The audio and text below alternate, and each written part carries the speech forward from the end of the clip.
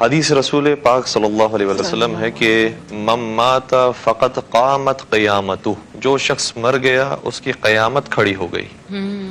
یعنی قیامت کوئی اور مرحلے کے لیے اور کسی اور مرحلے کے بعد کے حساب و کتاب کا نام نہیں، حساب و کتاب موت کے وقت سے ہی شروع ہو جاتا ہے۔ اسی لیے موت کے وقت جب ملک الموت آتا ہے تو ہمارے یہاں بڑا خوف پایا جاتا ہے کہ آئے گا اور ہماری روح قبض کرے گا، کتنی مشکل سے ہماری روح نکلے گی اور کیا تکلیف ہوگی۔ تو یہ ہر ایک کے لیے نہیں ہے۔ جب مومن کی موت آئے گی تو ایسے وہ شخص یعنی ملک الموت اس حالت میں آئے گا جیسے ماں اپنے بچے کے لیے آتی ہے، اللہ اکبر، اور وہ جتنی شفیق و مہربان ہوتی ہے اسی شفقت کے ساتھ ملک الموت اپنے ساتھ لے کر جائے گا۔ اس لیے بہت سے واقعات ایسے ہیں اور بعض افراد کے خواب بھی اس طریقے سے بیان ہوئے ہیں کہ جب ہماری موت آ رہی تھی، شہادت کی موت تھی یا ویسے ہی کوئی حادثاتی موت تھی، تو ہمیں محسوس ہوا کہ جیسے فرشتے قطار در قطار ہمارے پاس آ رہے ہیں اور بہت پیار اور محبت سے ہمیں لے کر جا رہے ہیں۔ انہوں نے اپنے پیاروں کو اس طرح سے واقعات سنائے ہیں، تو اس وقت سے ہی حساب و کتاب شروع ہو جاتا ہے۔ اب اگر کسی کی دنیا کے اندر زندگی خراب ہے، جس طریقے سے علی بھائی نے بھی سوال کیا کہ اگر کوئی دنیا کے اندر تکبر اختیار کرنے والا ہے، دنیا کے اندر مغرور ہو گیا ہے، اس کی موت بہت زیادہ سخت ہے۔ اور عذاب قبر میں جس کے بارے میں سب سے زیادہ روایتیں آئی ہیں وہ ظالم کے بارے میں آئی ہے، جو دنیا میں ذرا سی طاقت ملنے کے بعد دوسروں پر ظلم ڈھایا کرتا تھا، موت کے بعد اس کا انجام بہت زیادہ سخت ہے۔ اور قرآن مجید کی آیت ہے سورہ انفطار کے اندر کہ یا ایھا الانسان ما غرک بربک الکریم الذی خلقک فسواک فعدلک فی ای صورۃ ما شاء رکبک۔ اے انسان، تجھے اپنے کریم پروردگار نے کے سامنے کس چیز نے مغرور بنا دیا ہے؟ ساری طاقت اس کی تھی، اس نے کچھ حصہ تجھے دیا ہے، کس چیز نے مغرور بنا دیا؟ الذی خلقک فسواک فعدلک، وہ خدا وہ ہے جس نے تجھے پیدا کیا تھا، صحیح اعضاء و جوارح دیے تھے، جوانی دی تھی، اس نے جمال دیا تھا، مال و دولت دی تھی، اولاد دی تھی، ماں باپ دی تھی، اتنی اچھی دنیا فراہم کی، پھر کیوں اس کی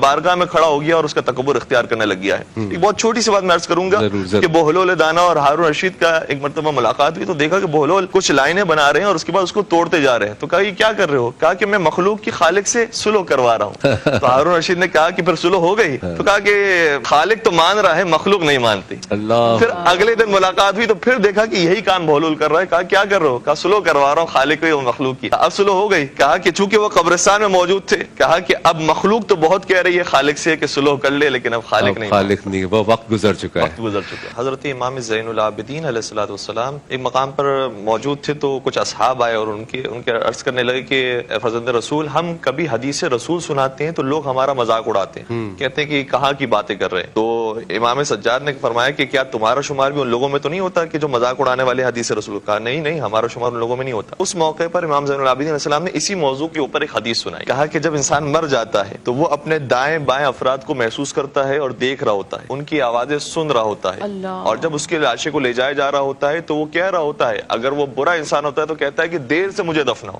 اور جو اچھا ہوتا ہے کہتا ہے کہ جلدی کرو اور مجھے قبر کے سپرد کرو۔ تو جب یہ حدیث رسول سنا رہے تھے امام سجاد تو شخص نے کہا کہ مذاق اڑاتے ہوئے کہا کہ اس کا مطلب وہ کھڑے ہو کر چاہے تو وہ گردن بھی اڑا سکتا ہے، وہ اپنے اطراف کے لوگوں کی، وہ مردہ کھڑے ہو کر مار بھی سکتا ہے۔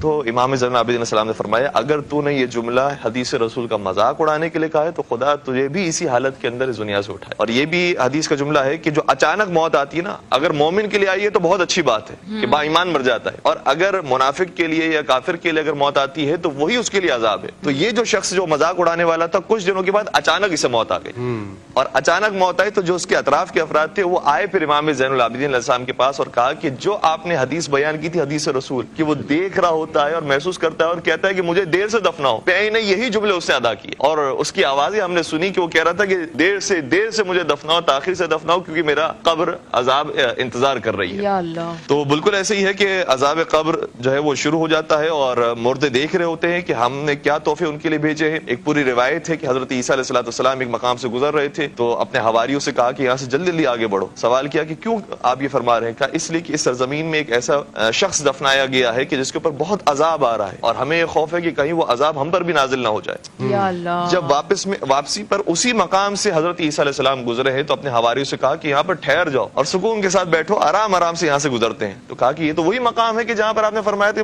جلدی بھاگو۔ تو کہا کہ ہاں مجھے یاد ہے یہ وہی مقام ہے، لیکن اب جس شخص کے اوپر عذاب نازل ہو رہا تھا اس کا ایک بچہ تھا، بیٹا تھا، اور اس نے اللہ کا نام لے کر تعلیمات حاصل کرنا شروع کی۔ تو جب نام پروردگار اس نے لیا ہے اور تعلیمات حاصل کرنا شروع کی تو پروردگار اتنا غفور و کریم ہے کہ اس نام پروردگار کی وجہ سے اپنے اس کے باپ پر سے عذاب کو ساقط کر دیا۔ سبحان اللہ۔ اور اب اس کے اوپر عذاب باقی نہیں رہا، اب پروردگار کی رحمتیں اس کے اوپر نازل ہو رہی ہے، لہٰذا یہاں سے آرام سے چلو، انشاءاللہ ہم پر بھی रहमत परवरदिगार नाज़िल हो। छोटा सा सवाल अगर बीच में ये करूं, क्या हम अपने प्यारों से वहां मिलते हैं क़यामत के अंदर या कब्र के?